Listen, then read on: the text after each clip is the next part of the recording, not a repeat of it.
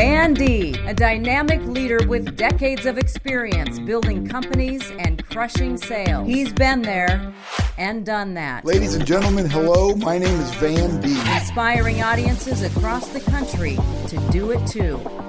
Here's Van. Well, hello, everybody. Van Deeb here. I'm so glad that you're spending some time with me today on my podcast. I'm here in Hurrdat Media World Headquarters with the number one producer, not only in the world, but the universe, Cam Broham. Van, how are you? Glad to be Yay. here. Thanks for bringing me along on this journey of yours. You're darn right, Cam. This is the 77th episode. Whew. Pretty cool. Best producer on the planet. You look good for 77, I tell you what. I look man. good for 77. Well, thank you very little, Cam. Thank you. Thank you. Okay, everybody, today, you always hear me say this is one of my favorite topics. This is one of my favorite topics. I tell you that all the time. But this one, I'll guarantee you will deal with at least once in your life, unless you're going to stay in bed every day.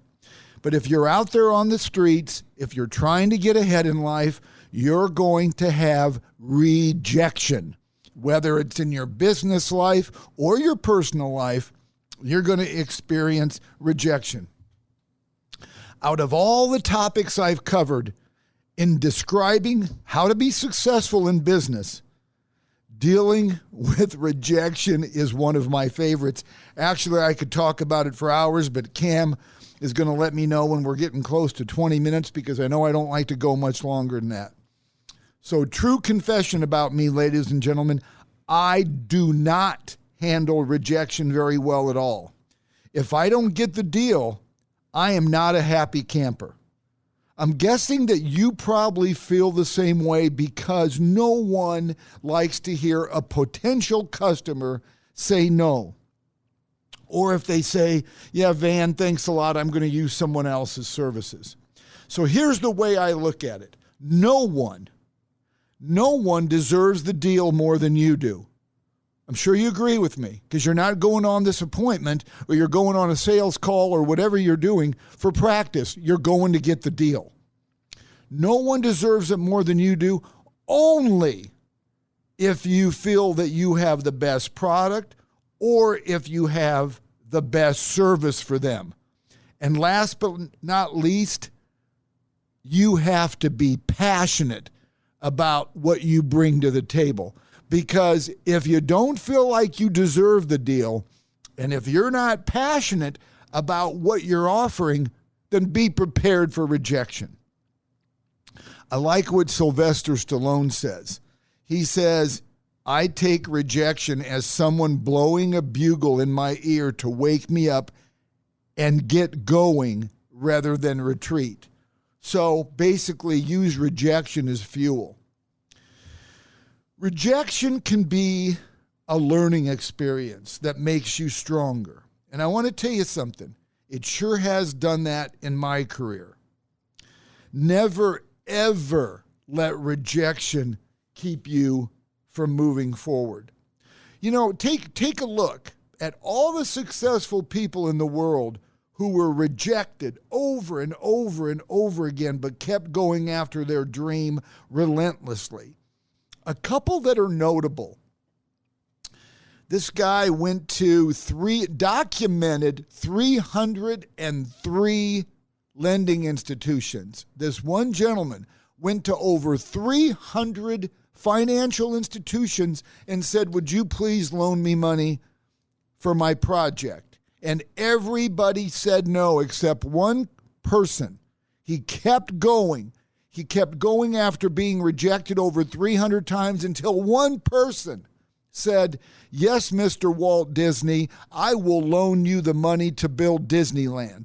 What if Walt Disney quit going to get financing and trying to obtain financing for his project? Can you imagine a world without Disneyland or Disney World? Well, that's what would have happened. What about another guy? Went to over 200 lending institutions and said, I would like to borrow money to build this new concept with coffee, selling coffee. Everybody said no. until one person, one bank in Seattle said, yes, Mr. Schultz, we'll loan you the money to build Starbucks. So if both these guys combined went to over 500 financial institutions that they were rejected by, no, but they kept going. So just remember that you're not alone. Some of the best, most successful human beings in the planet have been rejected way more than once. Speaking of coffee, Tommy likey. Tommy want winging.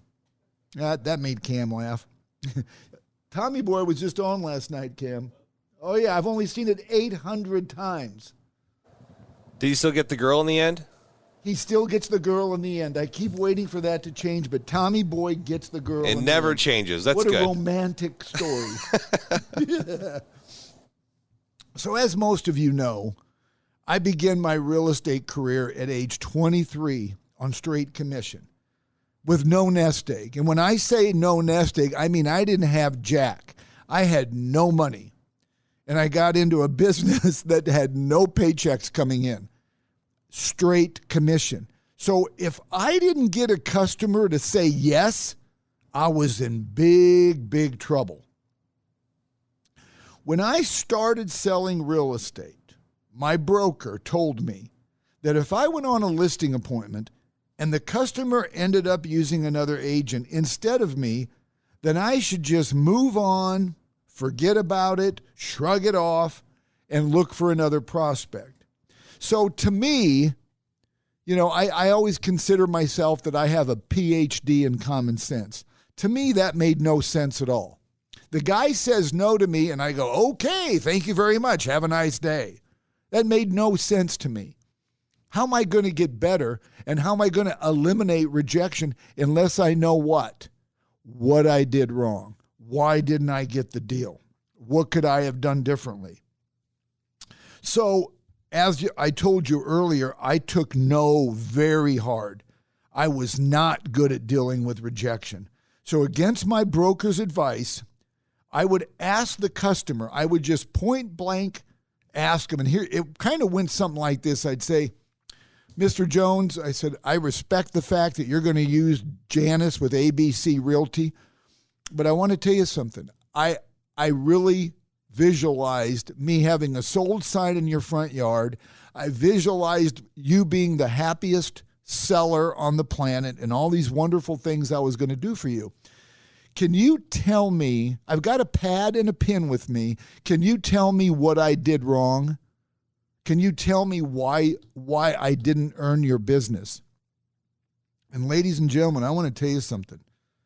When you ask somebody what you could have done differently, what you did wrong, there's usually a long pause because they are humbled by you and you're humbled by them.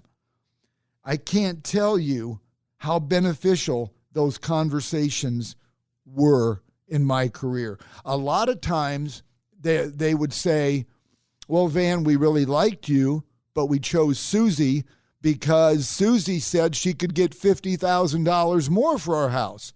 Well, that opened up the door for me. I said, well, you know something, Mr. Jones, that, Susie and I use the same exact data on how the market derives on what your house should be priced at. So, ladies and gentlemen, bottom line is, if I wouldn't question why they rejected me, I would not know why. So that got me back in a lot of doors. I'd say, sir, if you haven't signed anything yet with Susie, can I come back and visit with you and show you the comps again on why your house ought to be priced this way? So anyway, that opened the door for me. And I want to tell you something. What do you have to lose? Think about it. When people have told you no, what have you got to lose by not saying, what did I do wrong? What could I have done differently?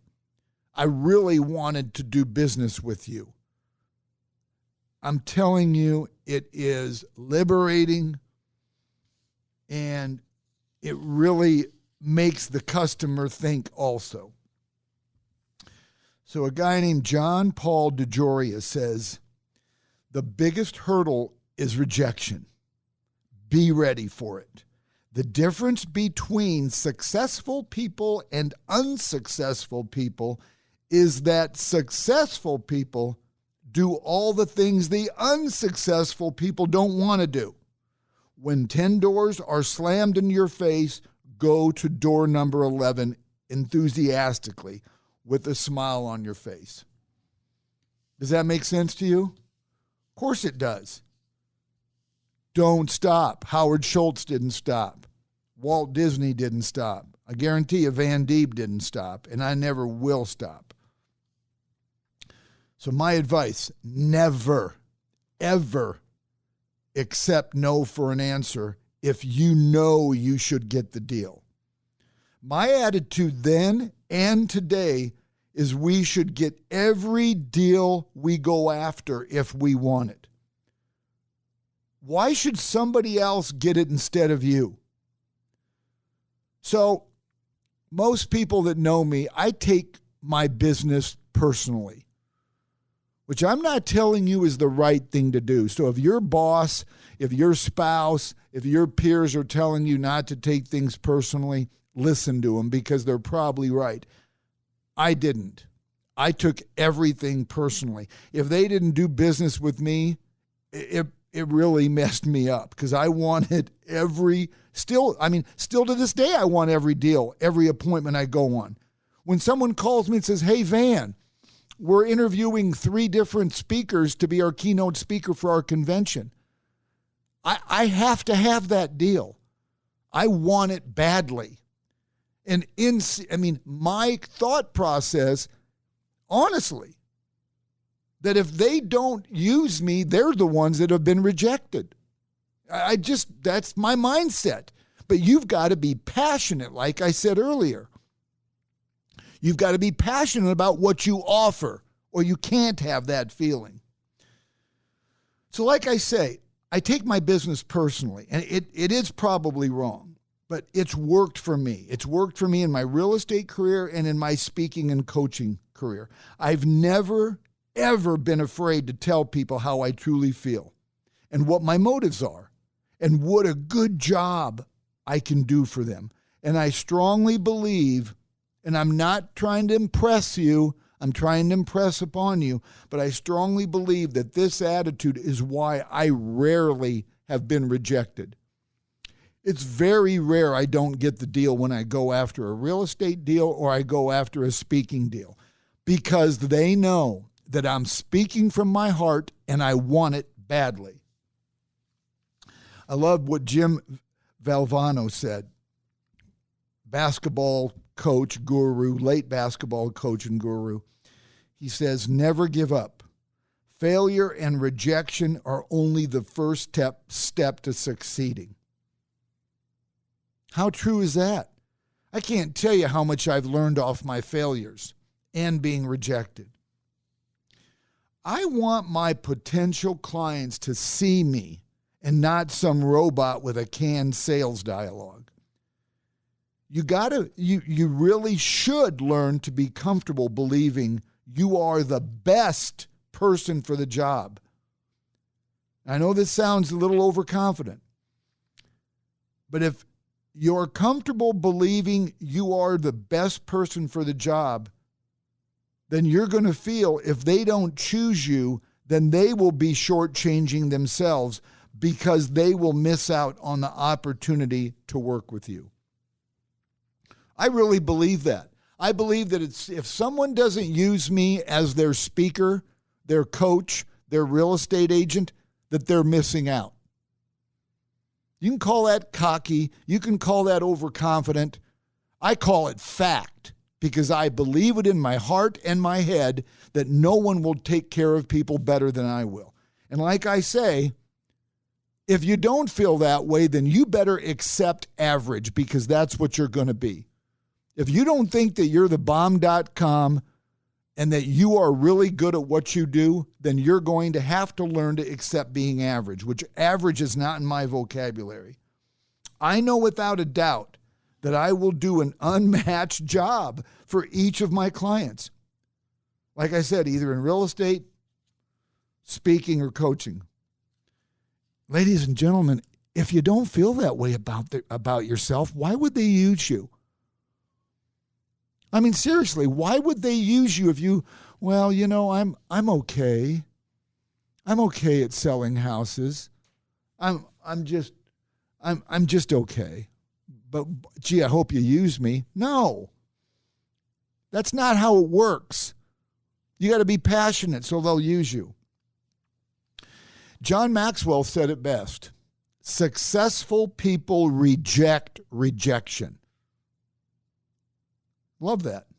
Keep in mind that sometimes you will be rejected because the person who is rejecting you or your business is jealous of your positive mindset or your confidence.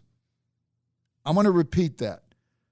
There are people out there that are going to reject doing business with you because they are just plain out jealous of you. You're happy. You're positive. You're confident. They're not.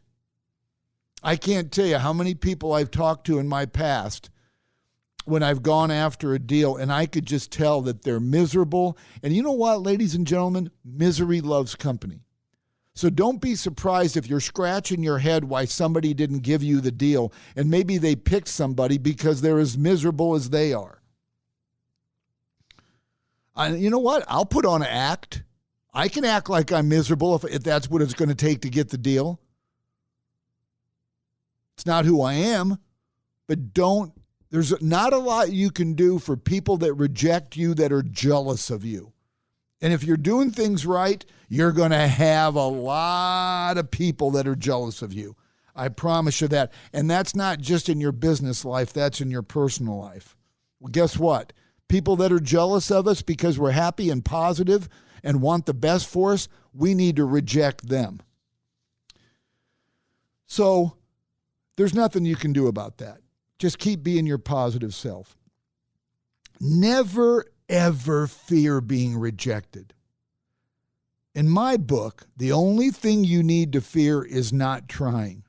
Remember, rejection's not fatal. Someone saying, no, I'm not doing business with you is not fatal. You can use it as a tool to make you stronger, smarter, and more strategic. So Steve Maraboli says this about rejection. He says, as I look back on my life, I realize that every time I thought I was being rejected from something good, I was actually being redirected to something better. Ladies and gentlemen, I'm going to reread that because I want you to really let this soak in. As I look back on my life, I realize that every time I thought I was being rejected from something good, I was actually being redirected to something better. I absolutely love that. Talk about a positive mindset. This is so true.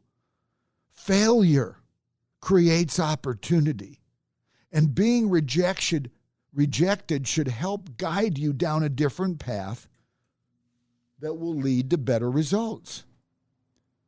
So I'm going to ask you to share this podcast with anybody you think or that you know of that recently lost a deal, didn't get the job they were going for, didn't get the sales the sales quota that they were going after, didn't get the deal they were going after. Share this with somebody that could use a little bit of motivation that being rejected is okay. Failure creates opportunity. Never forget that. So I know that you are not listening to this podcast because you're striving to be average. All of my podcasts, and from what I understand, this is my 77th, so all the other 76 podcasts are all about making you better. So go through some of my past podcasts at vandeep.com and see if there's a topic that you can relate to, because these are all about new ways to become better at what we do and to live a more fulfilled life. Remember this. This is not hype. You know this. You have the God-given ability to overcome rejection and to use it as fuel. So don't ever let any human stop you from fulfilling your goals and your dreams. Don't ever let that happen. Use rejection as a springboard to help you become more successful. And just to recap, when you are rejected, please follow my lead and ask the person that rejected you why they are. What could you have done differently? How could I earned your business? When you start finding out why people aren't doing business with you, that's going to make you so much better at what you do. So, ladies and gentlemen, I'm so grateful you spent this time with me today. Please forward this on to somebody that has dealt with rejection, didn't get the deal, needs some motivation. And please subscribe to this podcast so you'll get it in your inbox in case you forget to listen in. You can get my podcast at vandeep.com, at Apple, Spotify. Just subscribe so you always get them in your inbox. And you know how grateful I am that you guys are listening in. It's real important to me that while I'm here on this earth, that I help as many people as I can fulfill their goals and their dreams. So once again, thank you very much for listening to the Van Deep Podcast. Until the next time. A Hurrdat Media Production.